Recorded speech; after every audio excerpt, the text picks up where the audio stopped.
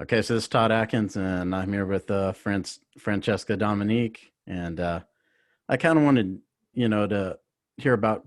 I know I've seen you do some content creation, but I kind of wanted to see kind of what you got started and how you all got started in that.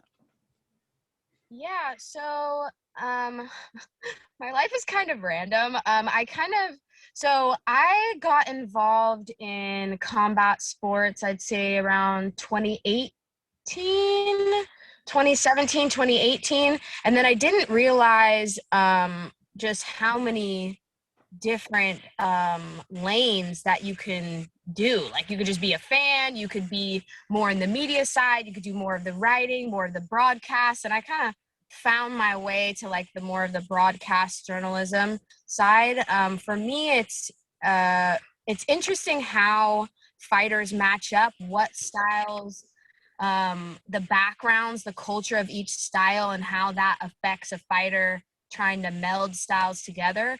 But also I ride and train horses professionally. So I'm working with show jumpers, performance animals, basically professional athletes. But obviously they can't really talk to us in a way, but it's basically off of energy, body language, movement, what movement is ideal for certain disciplines. Or I do like a lot of young horses and problem horses, so unlocking the mind to be able to perform a physical task is something that's really interesting to me. But I kind of see, I don't know, in a way, like the two worlds meld together, because it's a lot of movement, a lot of, studying the mind separately, the body separately, and then the spirit, like how the two connect. Because for horses, that's like my job is to figure out how to get those connected for horses that are maybe out of their body or not in tune with what's going on. And then I do like music as well. So, but they all kind of go together in a way. Music has really helped me with like the broadcast journalism side, and getting content out that way. But currently I work with MMA Power Hour. I don't know if you've heard of them before, but yeah, they're on Fight TV every Wednesday, 6 to 8. And I do a betting and fight odds segment on Wednesdays for like the UFC card coming up. So I don't know. That's kind of the lane of where I'm at right now. I was in Southern California up until like January. I moved back to Northern California, just a different city. Things weren't opening, and now everything's opening, and I'm like, ah. But I definitely miss going to the events and stuff. That was kind of more of my lane of the boxing. I went to boxing. MMA, kickboxing, jujitsu, like, and I was just starting to like try and study wrestling, and then COVID hit, and I was like, I guess that's not happening. So Right, but you said you got into it around 2018. Did you have like a background in journalism or something? Is that why you decided to pursue that? no, I mean, originally, so I used to date an MMA fighter, and I don't know. I just feel like if someone does something or your significant other does something, especially if they're passionate about it, and it's like a dangerous sport, I need to know about the sport. So I sat down, I watched film, I talked to people, spent hours and hours and hours on just trying to like figure out what was going on. And then for me, at least, it made me feel better, because if you know what's going on, then you're like, okay, they're not in a bad position, like it's okay.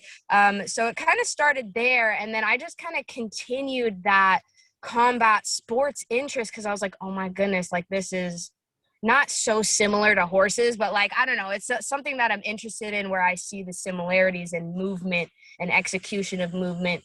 And I started in boxing originally as like, I was just going to boxing events. People would leave me tickets, wristbands, and then they were like, "Oh, I'll just get you a press pass." And I was like, "Okay, like what is this press pass stuff?" And I was like, "Oh, okay, like I just you know, do like a article or whatever and just basically follow the sport, but in like an official capacity, because then you can get places and get in the doors where it's not really open to the public necessarily. So I did like sponsorships, PR, media in boxing.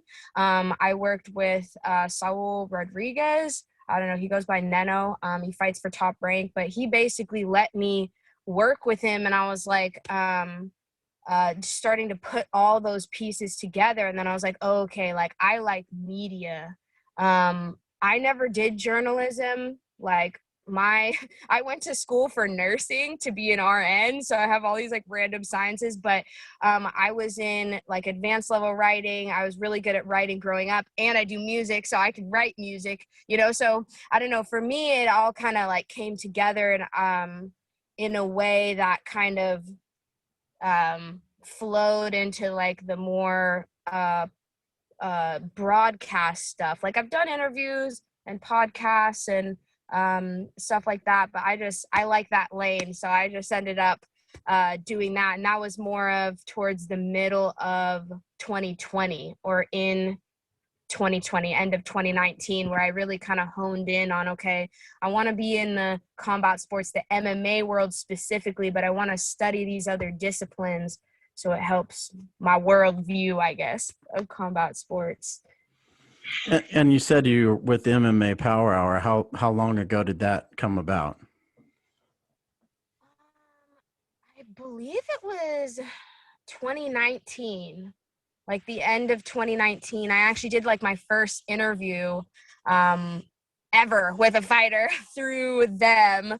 And then from there, I just kind of, kept in contact, and I'm kind of grew close with the co-host, Colin Crandall. And so we do like calls like before, like Friday night calls before the Saturday card. I'm, asking him, he's been in the game for like so much longer than me, knowing the schools and how things operate. And, so we go over the card, and then we do like a post-fight breakdown of the stuff. So that keeps me, I don't know, there's not too many people you could just like MMA nerd out with, like not many people like really keep up with it like that, and like the politics and why this person is being matched up at this specific time in their career, like all of that. I don't know, and it just kind of grew into a relationship now where it's I have a segment on their show on Wednesdays, and I don't know, I'm excited. I'm excited for what they're rolling out. But what does your segment revolve around primarily? So it's a betting and like fight odds segment. So I look at the cards. I basically work with the card and the odds, and look at the matchup as they pertain to odds, because picks and odds and betting are like kind of two different things I see in my mind. So, someone, you might think, okay, they're like a huge underdog, but I'm like, there's kind of some value there, or there's not enough value on someone that's like a huge favorite. I'm like, if I put them in a parlay, and what if they lose? It's a fight, so making picks anyways isn't, fully 100%. But yeah, I don't know. I'm really interested in that part of it, and how odds makers and how the professionals, kind of see things. They set the odds, and then from there, the money influences the up, down, and the shift. So it's interesting to see what the professionals, what experts, whatever, are thinking versus what the public does, because that's a very interesting thing as well. Like, I don't know, fighters that are more well known, I guess you could say, are more mainstream, there's money that might come in on those picks, making, fluctuating, what you may or may not do with that pick. So I don't know. For me, it's really interesting, because it's like always like this. Okay, are you going to beat the odds makers, or are you going to go against them, or however that ends up playing out. So the betting side of it is what interests you. I mean, right now it does. Right now it does. Ideally, I don't know if you've watched the like the reptile show with Dan Hardy, and like the way he does it. I like being able to discuss the fights, and then maybe having someone else make picks, because that does, no matter how you phrase it, you're betting against somebody in a fight, like that's personal.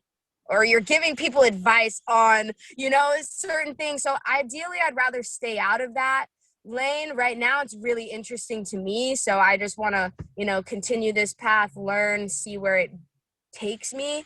But ideally, I'd want to do a similar sort of setup as how he does it, because then he stays out of the politics, but he's still able to converse about the fighters and the cards and the matchups, how people match up. And that's ideally kind of what I'm moving towards. But right now, I'm still studying this this side of things. So here I stay, I guess.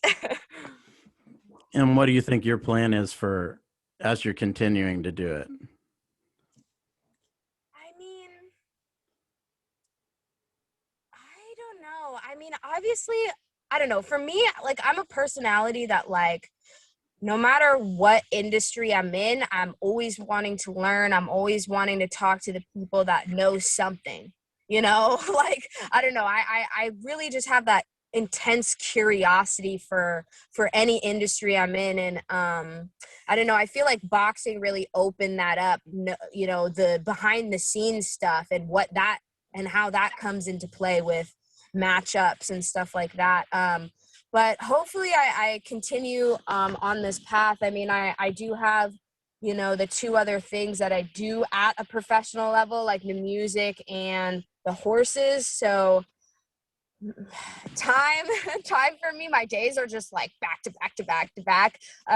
So hopefully I can find, you know, and just continue and see where it goes. I didn't really have a plan to get into combat sports. I didn't really have a plan to kind of continue this. It's just like my curiosity takes me like from place to place. So all I want to do is kind of just get better at what I'm already doing. But I know you're doing like some stuff with the blunt review. Do you still do that? Yeah, yeah. So I'll do interviews. I'm still like trying to figure out the gyms and how to make a schedule to go to the gyms that are out here. I had a lot of contacts like in Southern California, but being in Northern California, I mean, I'm near Sacramento, so I mean like Alpha Male's out here. And then there's a few gyms in Stockton. I know more boxers, I guess I would say, out here. But I'm just trying to network as much as possible. Like that's kind of at the spot where I'm at right now down here.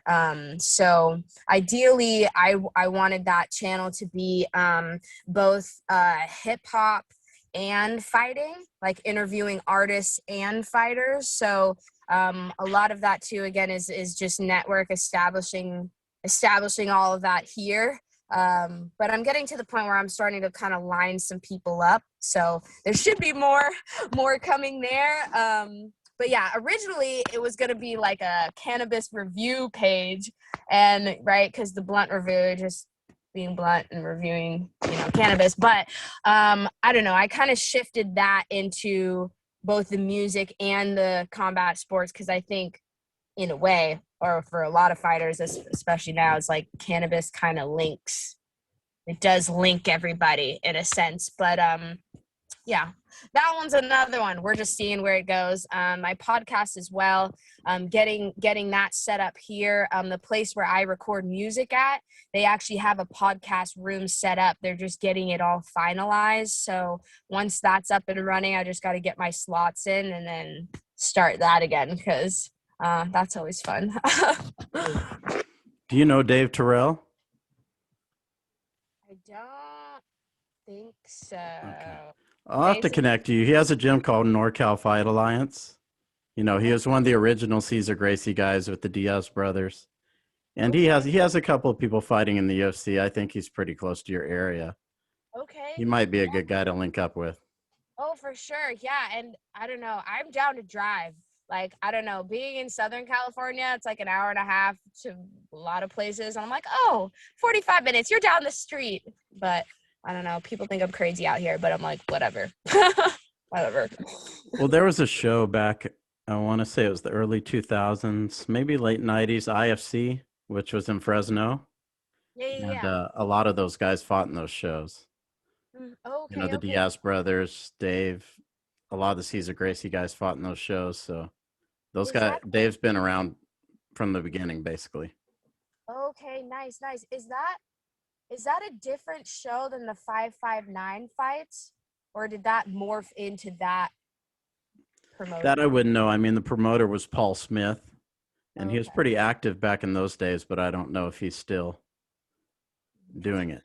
Yeah, especially right now. I'm like, oh, it's such a shame these smaller promotions, like especially the amateur promotions. Like, there's this promotion. It's called Sparstar in Southern California. Tony Padilla and Michael. Oh my God, I don't know why I can't remember his last name, but um, their amateur scene is wild. Like they basically have like an amateur card for all the amateurs that are like coming up out of good camps, because that's like a totally different thing. Like someone's like third fight ever out of like, I don't know, like Black House or one of the bigger gyms that are down there, is going to be different than just your average amateur making their debut, you know, or whatever. So I don't know. That's why I really like those ones. But it's like they make money off of ticket sales, and you know, with no crowds, it's like, well, what are you gonna do? So that was really disappointing to kind of see the smaller promotions really take a hit with all the COVID stuff. But hopefully, we're all able to get back on track. Let's talk about this last UFC card. What did you take away from it? Was there anything that's on your mind about it? I mean, it was an interesting card. I was kind of watching from my phone and doing something else at the same time. But I mean, Max Griffin, I juiced, hella juiced off that. I was like trying to get it up on a big screen or whatever, because some people around me were trying to watch them, and so I was just had it on ESPN Plus on my phone. And just as they're trying to set it up, he like knocks him out. I was like, oh, like I was freaking out. So that was cool. The main event was pretty interesting. It was pretty interesting. I mean, going into it, I was like, okay, this is an even fight. Like I didn't put any money on it. Like I stayed away from that one, like as far as just because there's still questions. Like I only make picks really when there's when I'm confident they have the answers to the questions. I mean, like Kevin Holland, I mean, he's never been 5 rounds. That's a big question. You know, I don't know. For me, I'm like, okay, Derek Brunson has been in there with everybody. As far as experience, I'm not necessarily worried about that. But I don't know. I think in 5 rounds, a lot of people get so concerned with being able to go 5 rounds. What if it goes 5 rounds, you know? And then the energy expenditure is like not thought out because you've never been there. So how are you supposed to know, you know? So I think it was kind of like, Derek was able to go in there and execute a game plan. Yeah, he didn't like lay hella damage on Kevin Holland, but I think he had like 15 minutes and like 45 seconds or something of control time. I was like, damn, you know, getting on top and knowing, possibly knowing that, you know, Kevin Holland is more comfortable being down there. That's one thing I've noticed about, I mean, like obviously the jujitsu, right? If it goes to the ground, you're not too worried because you can fight off of your back.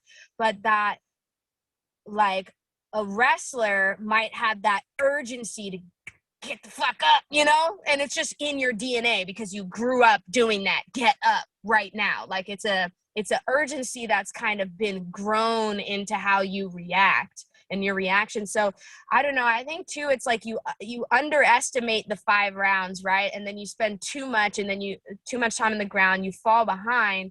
And then now when you're trying to turn on the gas, your mental side of things, as far as, okay, I have enough in the gas tank, but the fight isn't going well. It creates like a different type of urgency. It's more of like, I don't know, like he would have had to finish him, you know, like he would have had to finish him. And that's a different type of pressure too. So I don't know. I took it as like, I know like Dana White was like, he had a mental breakdown. I was like, okay, well, but that's him, right? Like you can't tell him, like if he had knocked him out, if he had knocked out Derek Brunson, like they wouldn't be like, at least the commentators, they wouldn't be saying he needs to pay attention. They wouldn't be saying, oh, he needs to stop talking his shit. They wouldn't say that. you know? So it's kind of like one of those things where it's like, you don't want to strip the identity of the fighter or of the athlete. And sometimes that happens like in horses as well. Like you have to be very careful with the personality and trying to mold the skills around that personality type. Like, I don't know. I don't think it would do him any benefits or any services to be like, okay, cut that out when you're in there. Because it's like, okay, well, that's him. And I feel like to fight, that's barely a sport.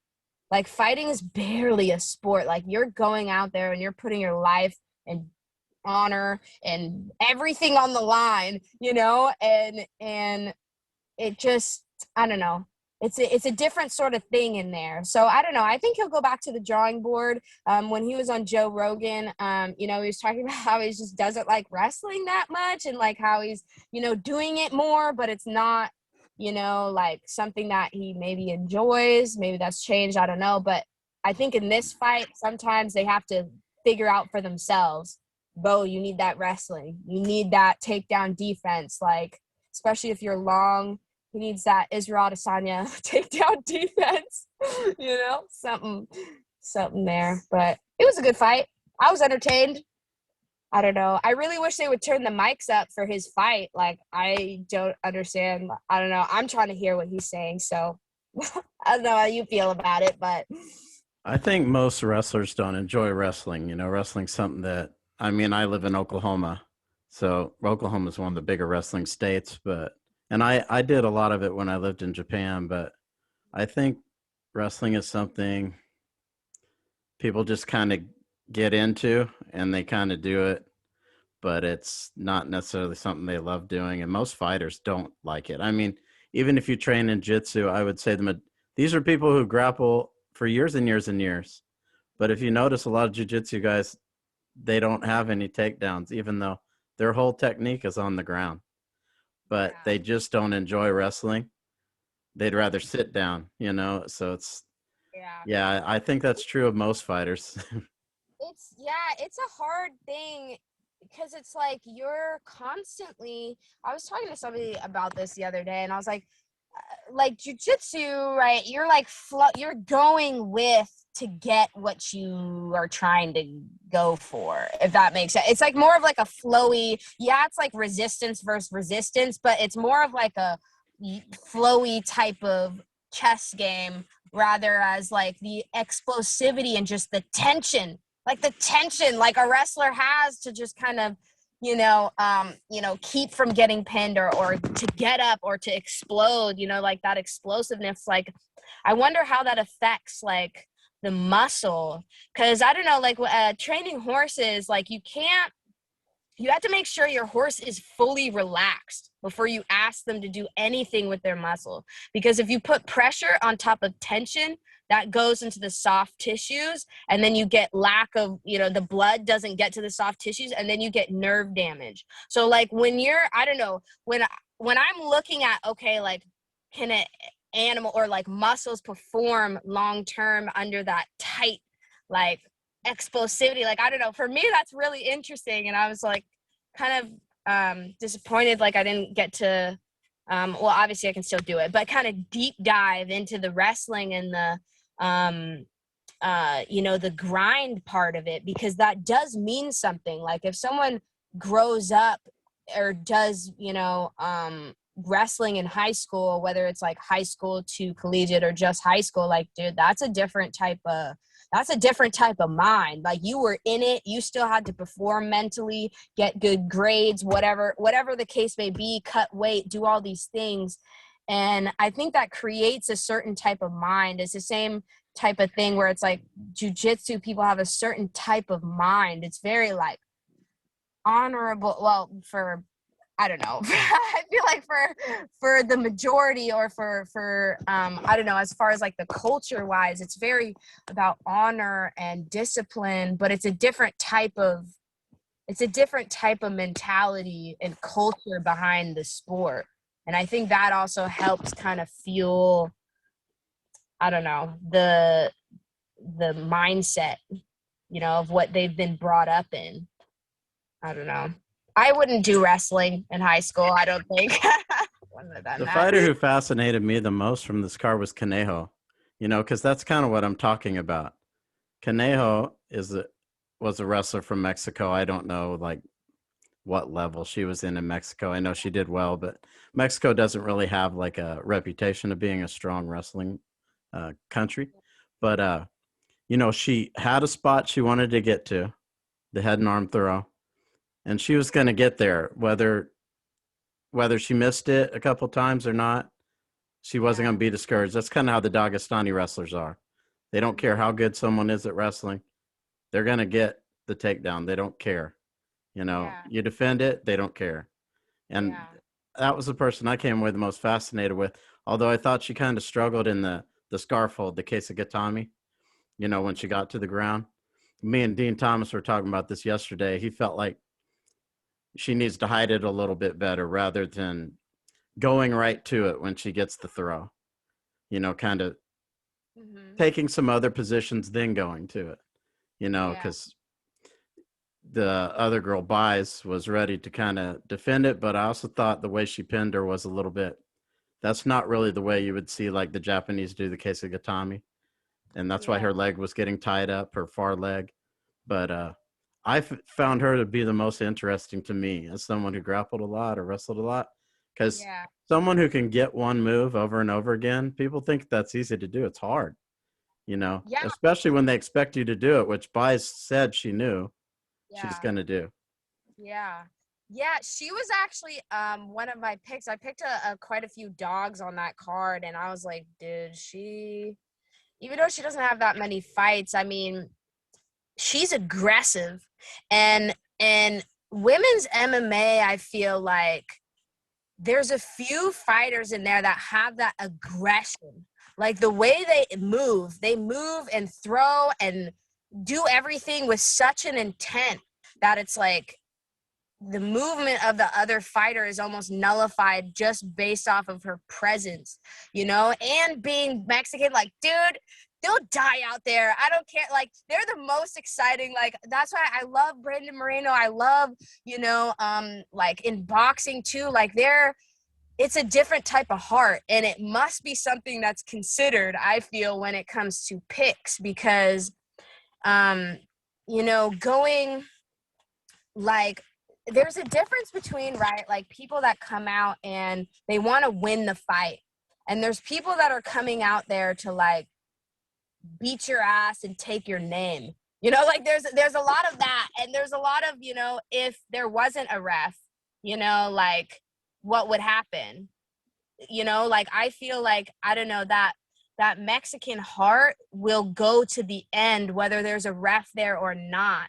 And I think like that is important, like especially, I don't know, I've kind of noticed like sometimes too, like when fighters kind of get wobbled or like knocked out on their feet, kind of what the natural reaction is when the mind and the body isn't connected anymore, and they're just, some people kind of fall back, or they like freeze, or they don't react. Like, I don't know, there are certain fighters that will fight. Their body will choose to fight in that situation, even if their mind isn't there. And like, that's something where I'm like, ooh, this fight could be back and forth. I don't know, because Cheyenne's a beast too, But it was just like, I don't know. Someone was saying it's like, oh, she's doing the same thing over and over. And like you said, it's hard to get the same thing when someone knows you're going for it. But she was she was low key flying through the air. I was like, you stick to that. You keep doing that, because it's working in this situation. Obviously, the finish will come, but it's like she has like no fights. Like, I don't know. I consider it's like, I don't know, 10 or more, 12 or more, where I'm like, okay, I'm confident in that you've seen enough, but I don't know. I was pretty impressed with both of them, as far as like just the fight that they were putting on, nonstop pace, rest, like high exertion.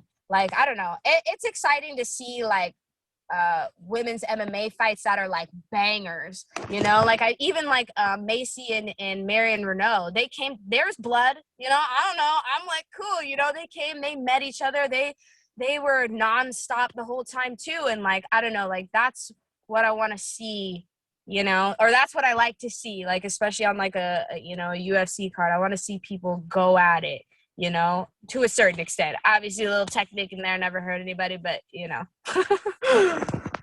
So what did you think about Chandler and Oliveira getting this title fight spot? Well, I've been high on Oliveira for like, I don't know, especially like this past 2 years, this past year. I was like, dude, if he doesn't get a title shot, I was like, damn, that's kind of fucked up. But so I mean, for him, it makes sense. Chandler, I feel like, right, with him being kind of on the end of the spectrum as far as physical peak mass and performance of a male athlete, you know, I think he's like 33, right? 33, 34. So he's kind of like on the, not the end, I would say, but it's like 27 to 34 is like that mature prime physically for males. So it's like he doesn't have a bunch of fights in him, you know, like they like, so it's like bringing him over from another organization, and yeah, it's like people might think, yeah, he's cutting the line, and it's like, yeah, I get it, you know, there's a lot of people that have been stringing together wins and going hard, you know, but he doesn't have that type of time at this peak. Now, if they had him fight like 2 or 3 other people, yeah, he'd probably win, but you give him that title shot on the fourth, or, you know, the fourth fight, how many fights will he have? Not that many to defend, you know, like, or not, I don't know. That's kind of the way that I see it. I feel like as far as timing, that is the timing for Michael Chandler, the way that he fits into the UFC as an organization. You know, they got to do something with him now. You know, he's coming off of that win. Like, they have to use that juice now, I think, you know, but I don't know. I think it's a good fight. I mean, I know there was kind of like some, you know, stuff, you know, with like Justin Gaethje getting the title shot or whatever, but I'm like, you're coming off a loss.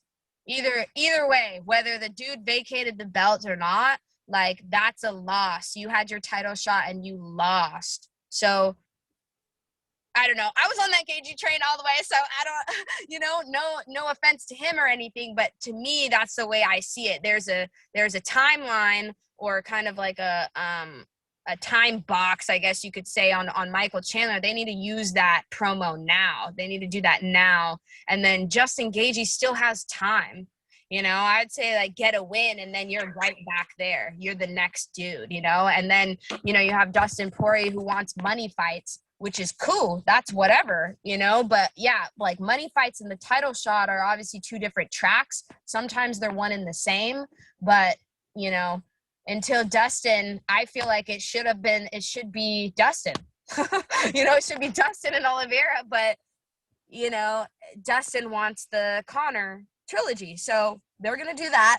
Oliveira is going to do this with Michael Chandler, and then hopefully Justin doesn't really necessarily have to fight somebody else. He could just wait, or he fights somebody else kind of in the timeline that those two other fights are going on, and then maybe from that we can get like a winner or whatever, because it's, I don't know, it's kind of hard, like the timing of everything. It's like 5 rounds. How many you know, weeks does a champ need to defend, or for someone to go for a title shot, whatever, and that takes time to kind of manifest. And hopefully the COVID stuff, you know, right now it's just kind of a shit show, but I don't know. I feel good about it.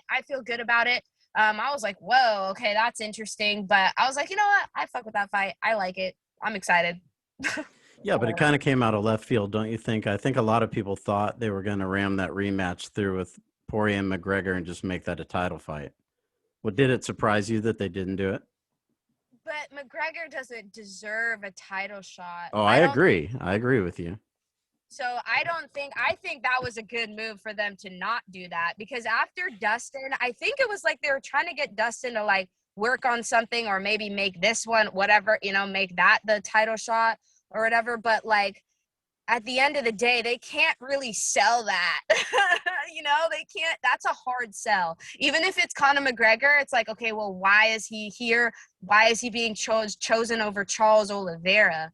That is the bigger question for me. Like, Oliveira has been chilling. Like, people haven't really been talking about him, but yet he's putting together wins, stoppages, maulings. Like, I don't know. He doesn't have anything else to prove. I feel like, Conor McGregor does still have, some stuff to prove. And if he beats Dustin, he's for sure back in the picture. Like, Dustin, I think, is peaking. So it's like, or whatever, whatever. He's there. He's at that championship thing. It's kind of interesting how he's choosing to do. I mean, it obviously makes sense, money fight, whatever. But it's interesting how he's choosing to do this over the road to the title, because I think that's like the last piece to his sort of legacy, I think, in a way. So Stipe versus Ngannou is coming up. What do you think about that? Man, I don't know. It's kind of like an interesting thing because, I mean, I think after this, excuse me, after this fight for Stipe, like, what type of condition are you going to be in after a fight with Francis? Are you going to keep defending? Like, even in his last fight with Francis, dude, he took so much like, it was just a very grueling sort of thing with an athlete such as, Francis Ngannou. But I think he's more of a put together mixed martial artist, both in his skill set and mentally. I think mentally he's more of like one with his skills and the body that he has and the explosiveness and all the attributes. Like, going as fast as he did, it's like he hasn't even been fighting that long. So it's like, obviously we have these kind of like expectations or whatever for him, but I think it'll be interesting as far as a mental test, being shut down by Stipe. I don't think it was necessarily a physical problem in his abilities, but mentally not being able to stop him or not being able to figure out what his game plan is, or being taken down, having the grappling be such a big part, basically got like schooled a little bit. Stipe was in there teaching him lessons in a way, so I don't know. It should be interesting. A lot of questions. I don't know if I'd lay money on this just because there's too many questions on either side. But I do think too, Stipe, when he came into his last fight against DC, he was different. Like, I feel like he put a lot into his body, his cardio. Like, he looked ripped, he looked younger. So who knows? Like, these older dudes are with science, I feel, science helps, but the longevity, people are peaking again. And it's a very interesting thing to kind of watch, especially like, for a champ. It's so important for the champ to keep getting better, because everyone is going to get better. Like, they're all coming for you, so it's like, you have to figure out a way to like elevate your game, and then you get tested. And I think this is another test, and I think it's going to be, well, for one, his chin, his durability, but also, just being able to come up with a game plan to deal with an animal like Francis that may be put together both mentally and physically into a game plan that he can execute. I think that, having the complete package really changes the approach in a way. So as a odds person, is there a fight maybe you're looking at that people are maybe overlooking, something coming up? Well, I don't look at the odds until Tuesday morning. That's when I film my segment, like 4 or 5 a.m. on Tuesday, because or actually 4 or 5 a.m. on Wednesday. Sorry, what am I talking about? Because after the UFC from the weekend, right, then people start turning and looking at the next week's card. So on Monday, people are still like kind of recovering from the weekend, and then Monday night to Tuesday morning, people are actually looking at the matchups and placing bets and doing all these things. So during Tuesday, I really watch how the lines move, or if they move, or where they were kind of set up. And then from there, then that's when I make my picks. So I don't really make my picks until Tuesday night, because the lines change so dramatically from Monday to Tuesday that I'm like, it makes it hard. But I don't know. I hope they can put together maybe another fight for that card. I mean, having Volkanovski and Ortega fall off. I mean, the card's still good, you know, but I think there's only 12. I don't know. On Tapology, there was 12, and then there was another fight that I was like, oh, maybe that's coming off. So I was like, damn, like, I hope it's not, you know, another one where we get like 10 fights or something. I'd cry just a little bit. So as we're kind of winding down this interview, I see you're kind of in the dark already, but you know, is there anything that you want to leave the interview on, or something you want people to know you're doing? Well, I mean, tune in on Fight TV, 6 to 8 p.m. MMA Power Hour. Like I said, they have their live segment going. They usually have between 3 to 4 fighters that they're interviewing that are in the UFC or have a fight coming up in a bigger promotion. And then I have my segment on there. It's about 10, 15 minutes. But yeah, I mean, you can follow them at MMA Power Hour on Instagram. You can follow me, Francesca _ Dominique, and then the Blunt Review, sorry, on Instagram. And then it's just the Blunt Review for YouTube and all of that. But yeah, tune in, or always hit me up on Instagram. Like, I'm always down to talk fights or what people see or any information that people would want to discuss. I'm very open, or I try to be, you know, to new ideas and different ways of looking at things. So yeah. Well, Francesca, I really appreciate you taking time out to talk to me. It was great to meet you and talk fights with you and everything. And hopefully you get back safe where you're at. Next time I'll be more on time. I'll plan it out better so that I'm not in the dark.